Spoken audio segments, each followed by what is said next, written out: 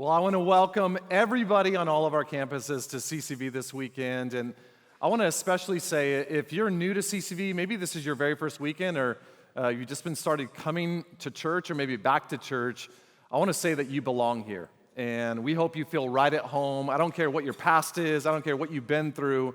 We're here for you, and we want to see you get engaged, hopefully, in this church, and for God to begin to just change your life. This isn't happening on every single campus, but on some campuses right now, with how exciting this weekend is, there's some people that didn't make it into the auditorium. They're sitting in an overflow environment right now. That's happening on some campuses. And even if that's not happening on your campus right now, can we just give it up for those that are sitting in overflow? Their flexibility, and we thank you for that very much. But you did pick the perfect weekend to be at CCV. We're starting a brand new series this weekend on anxiety, and it's barbecue weekend, which means you get a whole barbecue meal for $6, which that's the best deal in Phoenix right now with inflation. Can I get an amen? Right? I mean, we're here to make this the best deal you got.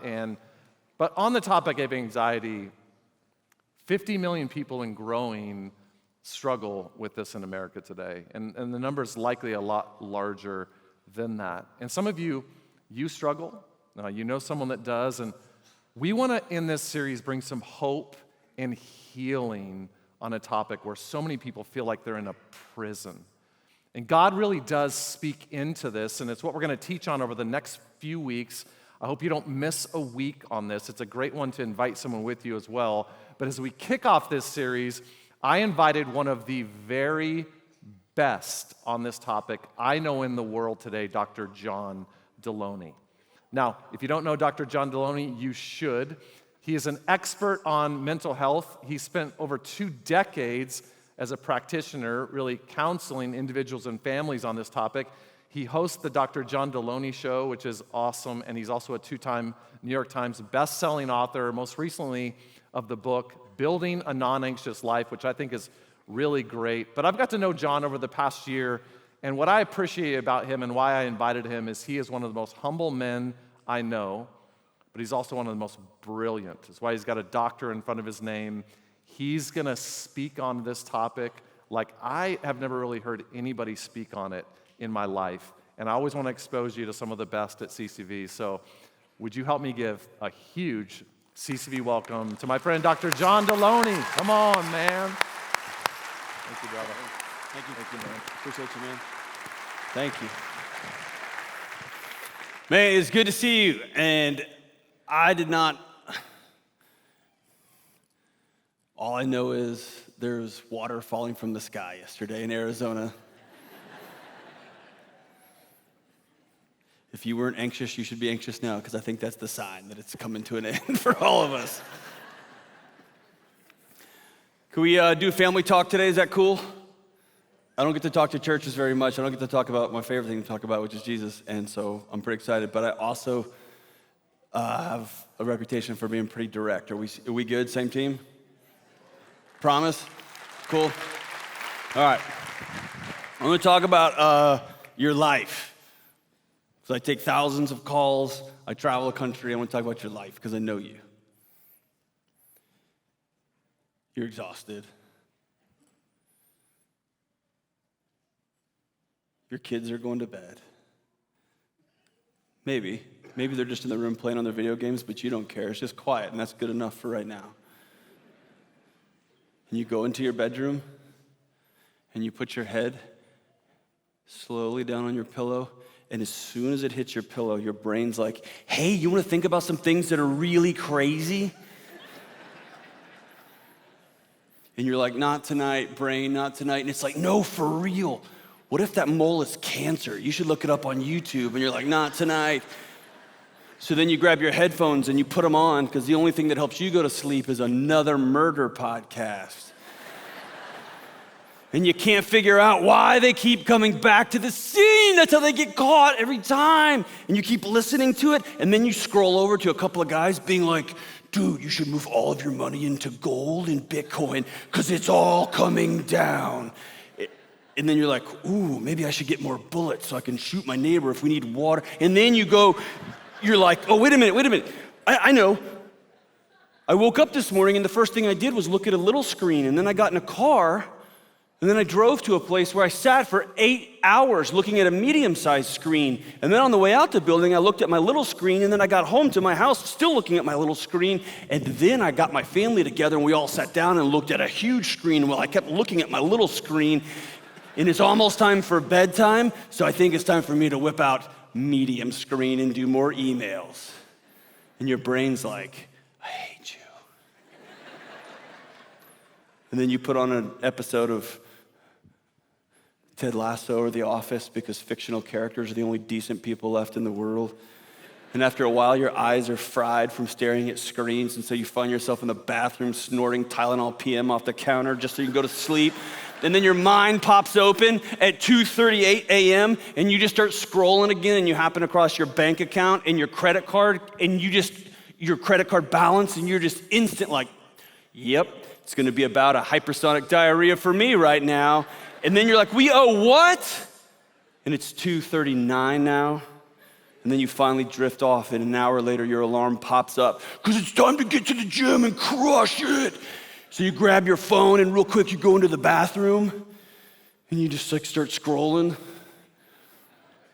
I actually checked with some of my buddies who are medical researchers, and they confirmed there's never in medical history been a continuous 45-minute poop. It's never existed. So you end up scrolling your morning away, and you end up not going to the gym, and then you realize you're late because you get in the shower at 7:58 for an 8 o'clock meeting, right? And then you jump out of the shower, and you happen by the mirror, and you look. 6 or 7 in a room this big looks at themselves in the mirror immediately post-shower and goes, yeah, that's what I'm talking about.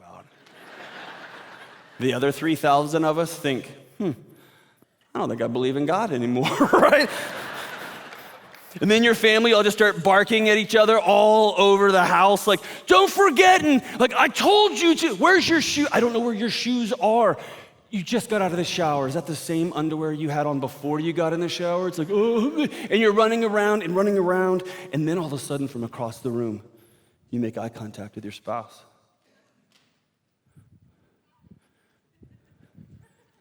And he's like, tonight, maybe? And you're like, no, I'm for sure gonna have gas. Not happening. And then you race out of the house, and you finally get your kids, and everybody's stumbling out, and one kid steps into the garage to get into the car and just barfs everywhere. And instead of being like, oh gosh, baby, are you okay? Your first thought is, if I just keep walking, she'll clean that up. And you just keep walking. And then you're standing in line for coffee, and you get pinged by the local Chevy dealership, and they're like, hey, we're running a sale. And you're like, you know what? I make $67,000 a year. I need an $88,000 depreciating asset in my driveway, otherwise known as a Suburban, right now. By the way, I think we need a bigger house too.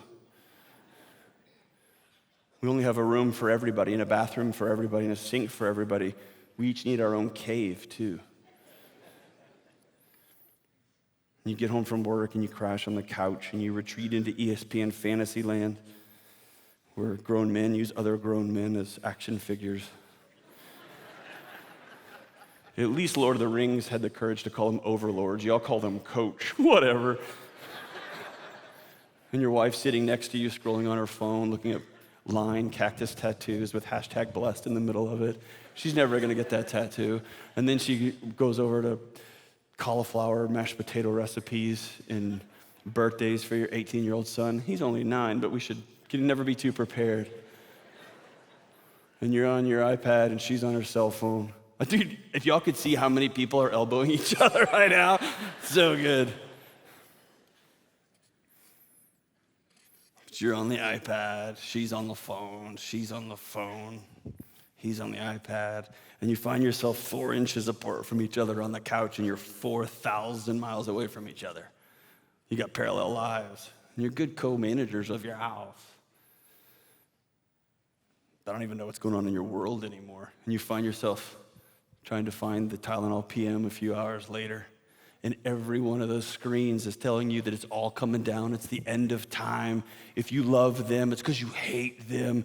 And the food, and the gold, and the money, and the sky, and the fires. It's all coming down.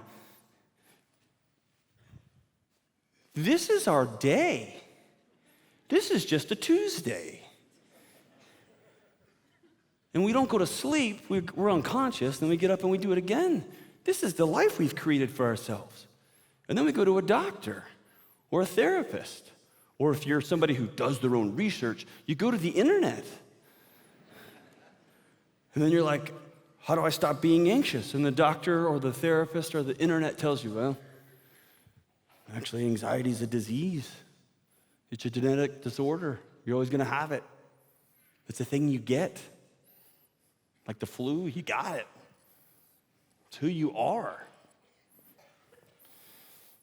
Maybe some medication can cure you, but you're always going to be anxious. That's who you are. Then we go to another therapist. We try some different meds. You finally return that one call from that one lady at church and say, I think it's time. Tell me about those essential oils.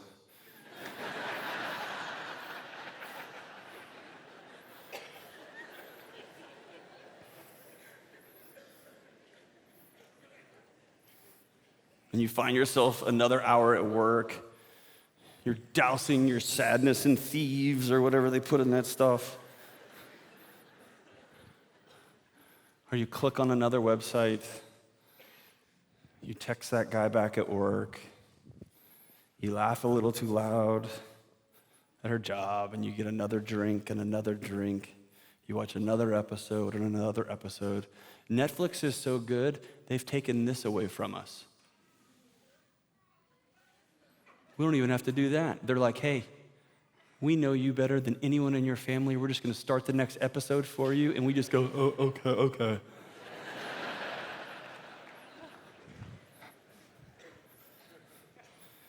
You're crumbling under the weight of your life, and you're finally weeping, and you finally say, I'm so anxious I can't breathe. And I miss my husband.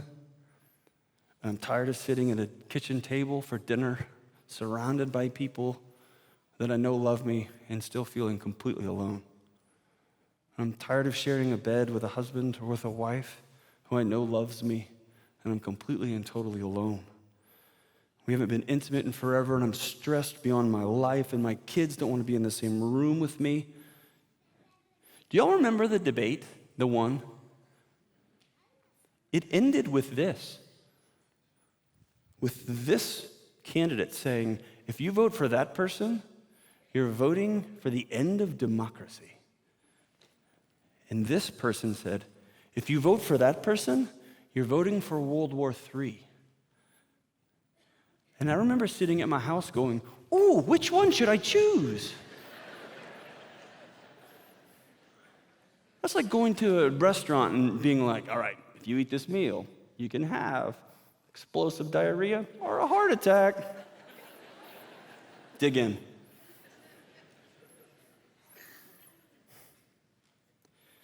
And one last time you call out and you go to the experts and beg, what is happening to me? What is happening to my family? What's happening to our schools? What's happening to my kids? What's happening to my marriage? And finally they let you in behind the curtain and they lean in and they whisper, we don't know. We're afraid to. And then you go to church. Not CCV, of course, but another church. And some well-meaning classroom teacher or preacher hears your story of how anxious you are and how your chest is so tight and you can't breathe. And they're like, Philippians 4:6-7. And you're like, tell me more. Well, duh, don't be anxious about anything. Just pray and petition and be grateful. And then present your request to God. And then the peace of God, which transcends anything in your little mind, will just like come upon you and guard you. And you're like, okay, cool. I can't make rent. And they're like, no, you don't understand. Don't be anxious about anything. Just like put it all on God, and it will like surpass your understanding. And you're like, cool. My kid keeps using Xanax and they won't stop. And I don't know what to do and I can't breathe.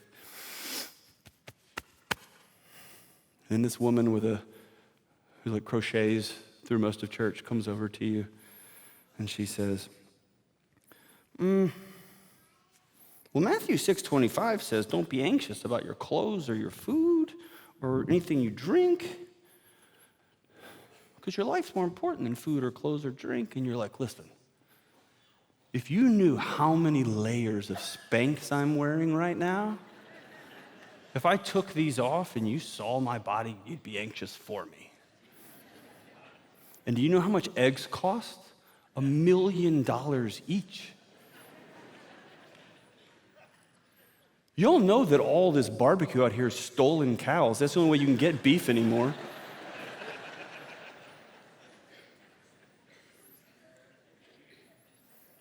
And then some hipster kid with a mustache and real tight jeans, he means well, he just can't think too good because of that thing on his face. It like makes his head lean over. He's like, hey, hold on, Proverbs 12:25 says, anxiety weighs down the heart, but a kind word cheers it up. And you lean over and say, hey, I don't think you understand how many murder podcasts I listen to. They're never gonna find your body.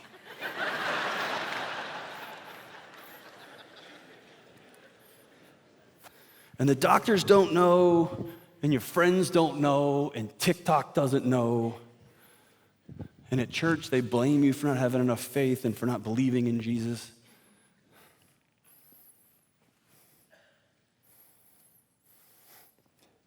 Imagine yourself at your house, and you've got your feet propped up, and you're watching TV. And all of a sudden, your smoke detector goes off. Super annoying, so you just like turn your TV up louder. And now there's starting to be smoke. So you get up and you climb up on a ladder and you wrap a pillow around it with some duct tape, and then you go back to sitting down watching your show. And then so loud that you finally call like a new counselor right out of grad school because it's all your copay can afford, and you get like a counselor and that essential oil dealer that you're now hooked up with, and you'll all climb up on the ladder together, and you go up through the smoke, and you reach up to the smoke detector, and you unhook it, and you pull the battery out, and silence. And then you go back to watching TV through the smoke. And the show's good. And then your home burns down around you. My friends in Phoenix, anxiety is not the problem. Anxiety is not the problem. More people right now are under the care of a licensed mental health professional than ever before in human history. More people right now are taking psychotropic medications than ever before in human history. Right now, you and I have access to more humans via our little anxious boxes than ever before in human history. We have food at the touch of a button. We have water in every room. We have special little chairs that we can go cha-cha and chi-chi, and you just push a button and it goes away. We have transportation. We have everything. And the trend line for anxiety and depression continues to go up and up and up and up. The last saw, I've heard the 40 million number. I don't think that paints the right picture. So assuming I'm not talking about clinical diagnostics, which are just symptom clusters, but I think of people who are struggling with anxiousness, who are struggling with burnout, who are struggling with chronic stress. The last number I read said 50% of the United States. That's all of y'all. And by the way, y'all are married to them, so this affects y'all too. What we're doing is not working. And I know this because I did everything they told me. I went to graduate school, I made money, I had kids, I tried to be a good husband. I chased job title after the right car in the right house in the right neighborhood. And anxiety almost took everything from me.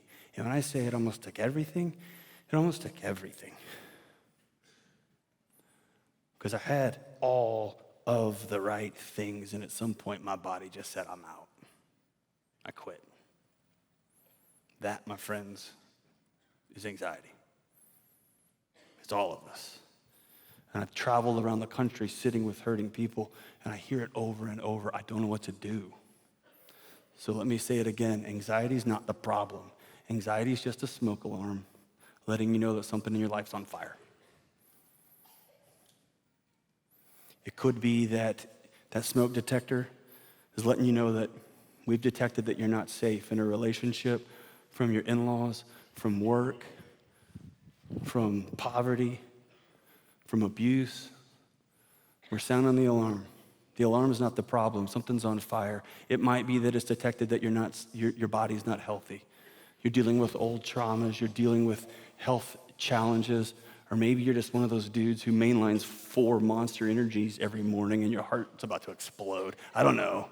But the alarms are going off. Or we've created the loneliest generation in human history. 2,000 years ago, if you had been in the valley in Arizona and your tribe got up and left you, you were going to die. God created us to be in connection with other real people. And we don't have it anymore. And our alarms are ringing off the ceiling.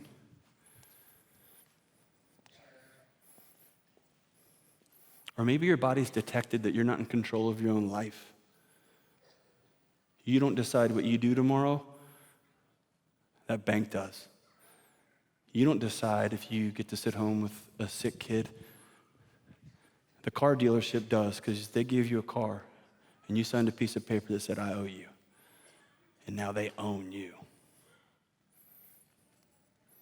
Or maybe you had to have that new house in that new neighborhood with those new schools, and you didn't have enough money to put down on it, but you figured out how to get in with no money down and an adjustable rate mortgage, and you got in, and now they own you. And when your body detects that you're not in control of your own life, it sounds the alarms because it knows you're not safe. And the classic mental health journey says somehow your brain is screwed up, that something's wrong with your kid, that anxiety is about weakness or your issues, your diagnosis, your lack of willpower. And the classic churchy answer is that you don't believe enough, that you don't love Jesus enough or trust God enough, because if you did, your body would stop trying to fight or flee from everything and everybody, that you'd stop being frozen in your own skin. I happen to believe that's 100% false. I happen to believe if your body is anxious right now, your body's probably working perfectly. If you're not anxious right now, you should see someone because you're nuts.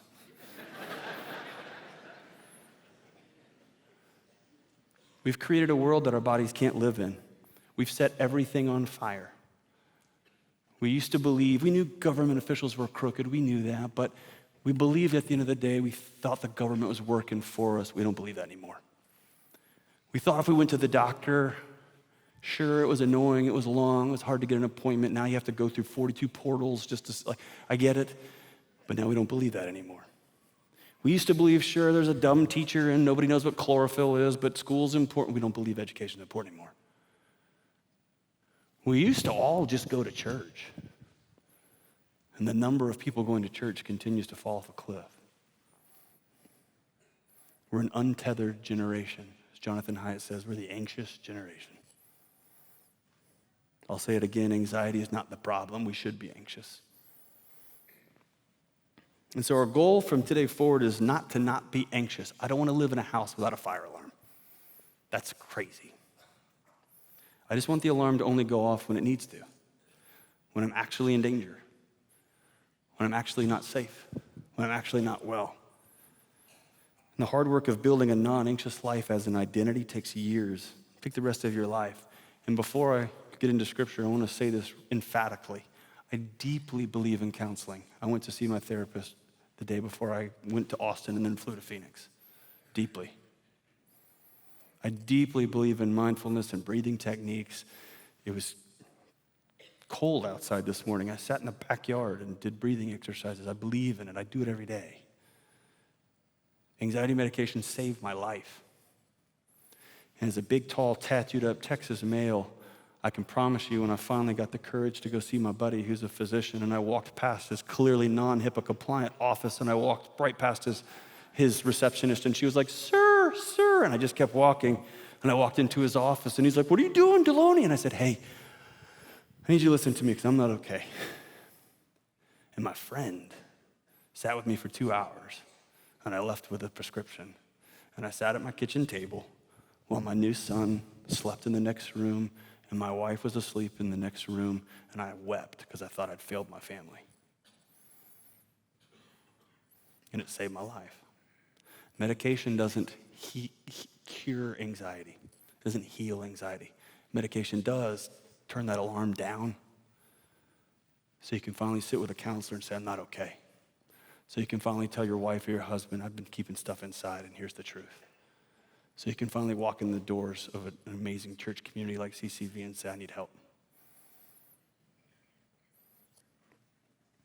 And I absolutely believe that God, the creator of the universe, and his son Jesus, who saved me, can hold my burdens. I believe that.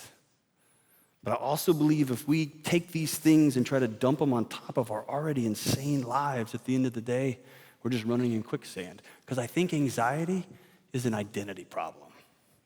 Here's what I mean. We've solved for every single problem that's plagued humanity. Food at the touch of a button.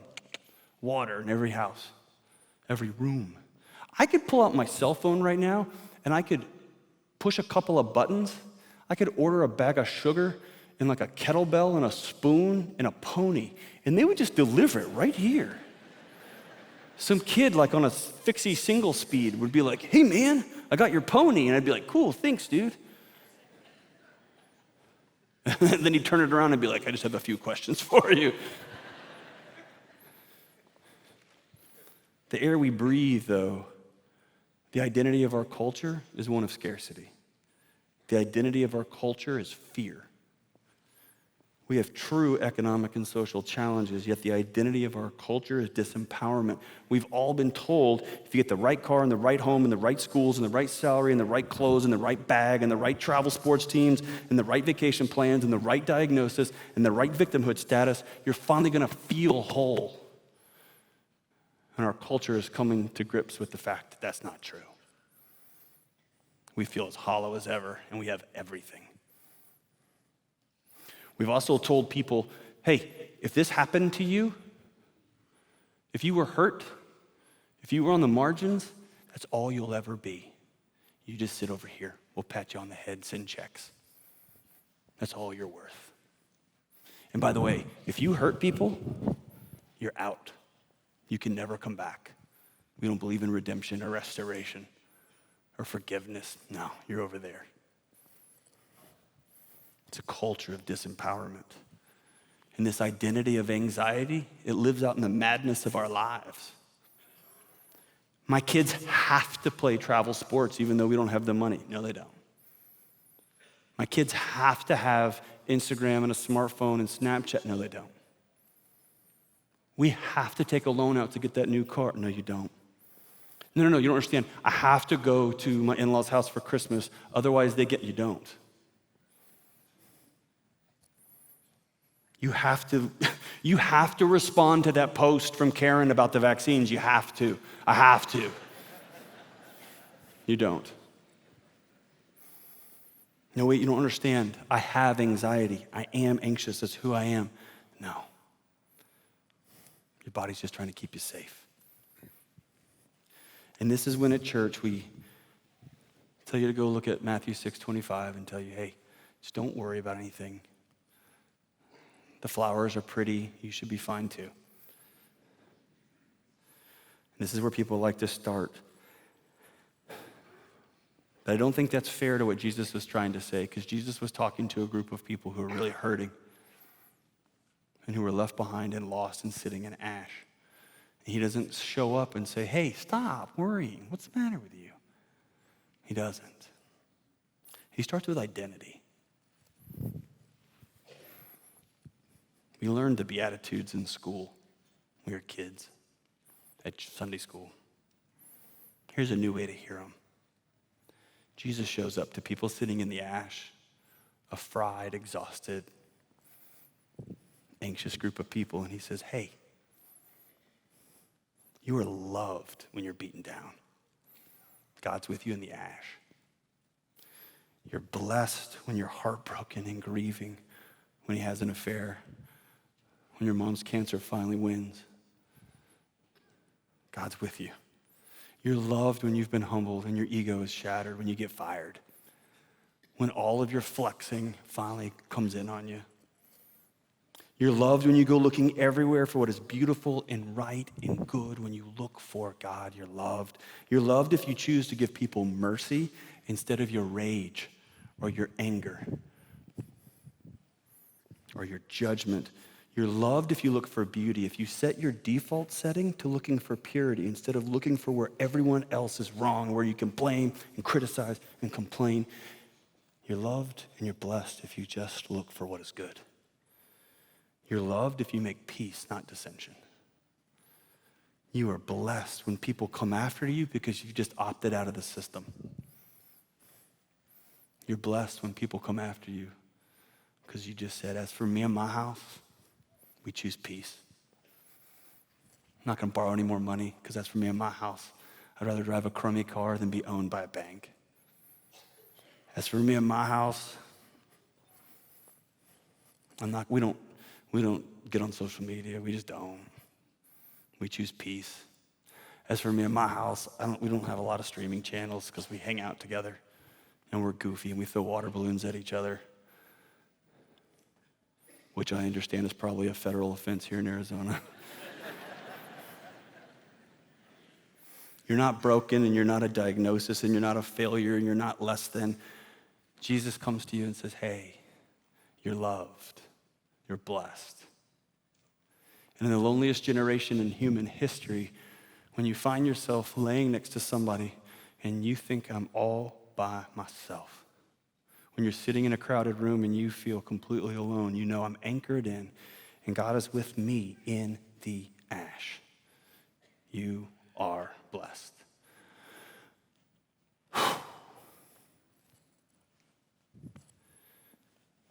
This is the non-PC part of the afternoon. Is that okay?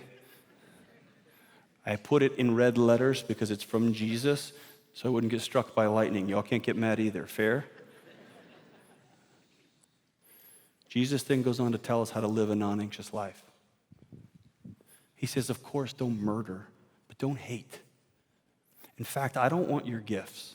I don't want your sacrifice. I don't want your money until you go make those relationships right. If someone's mad at you, you go tell them you're sorry, and then you can come worship. Then you can come leave your offering. Or as my friend who's a pastor in Nashville, Ian Simpkins says, whatever you think your hate is doing, love will do better. Jesus says, hey, of course don't cheat on your spouse,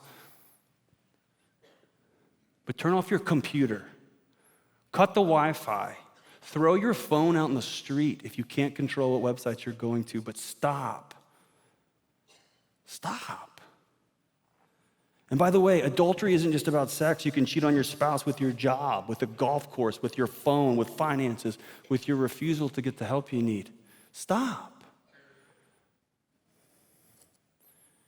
Jesus says, hey, be a person who just says yes or no, who tells the truth, who doesn't have to tag my name onto your stories, who doesn't quit on their marriage except for very specific reasons. Be a person who doesn't seek revenge. Be a person who loves your enemies, even Democrats. I don't know. Or MAGA hats, I don't know. Just love everybody, I don't know.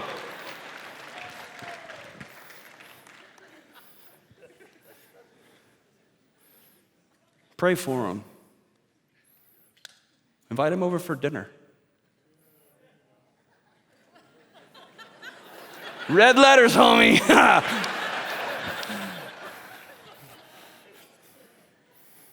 Learn their kids' names.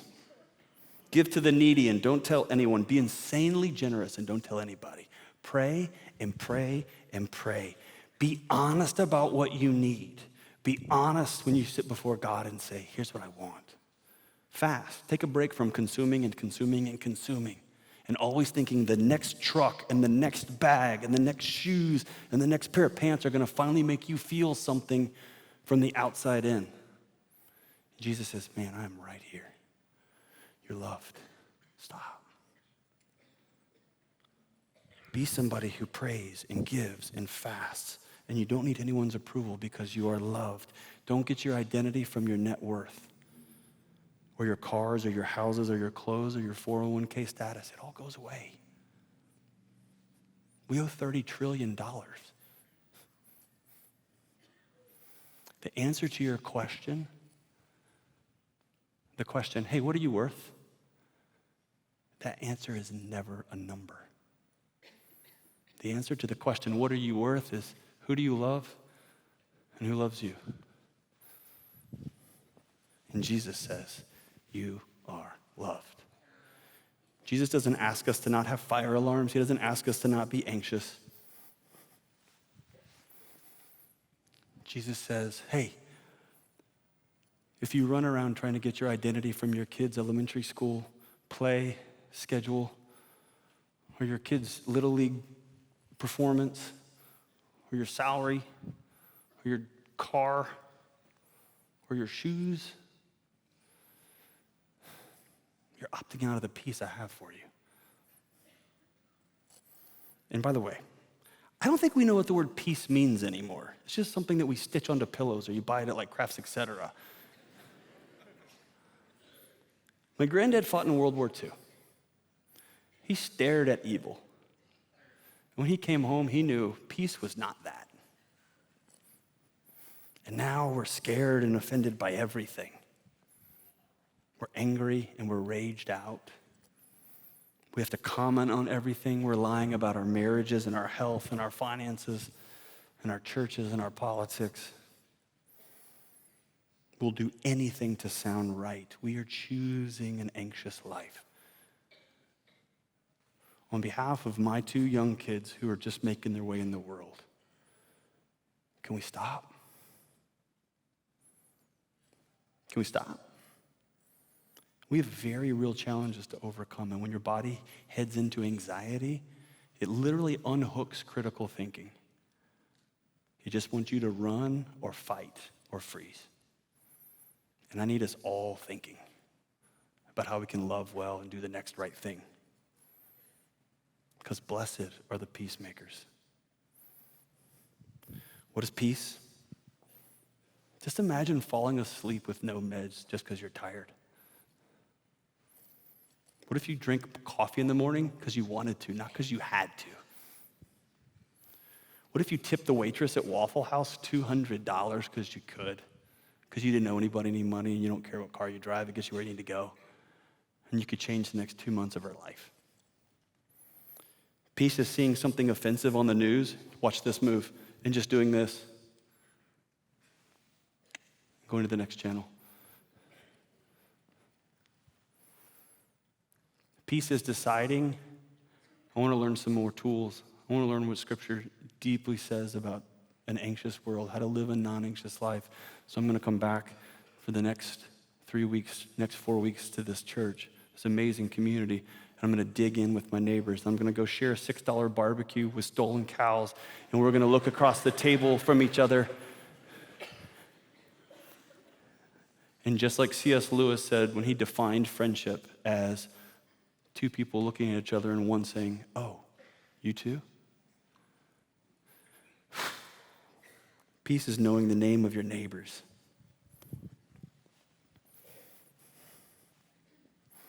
Peace is, if you're married, still believing your vows and your covenant that you said, come what come, I'm going to stay right here. Peace is letting your kids know that no matter what dumb, goofy things you do, I will go to the ends of hell and back because I love you that much. So here's the thing. Peace doesn't mean bad things won't happen. They will. All of us are going to get that call. I've had the misfortune of having to call more parents than I can count and let them know that their kid's in the hospital or their kid has passed away. I know firsthand that call comes. I know the economy will go up and the economy will go down, and I know wrong people will get voted into office, and I know there will be hurt and pain. I know that. But when we choose to live a non-anxious life, when those storms come and we find ourselves on our face saying, God, are you there? You hear that quiet whisper, you are blessed. You're loved, and I'm right here. And what often happens in a church community like this is that the hands and feet of God are the person sitting next to you. And you open your eyes and you're surrounded by people who love you and care about you. Because we have chosen a non-anxious life. Blessed are the peacemakers. May the God of the universe bless you, give you laughter, give you joy, give you more hilarious things said around a kitchen table. May the God of the universe give you and your household peace. Blessings. Thank you.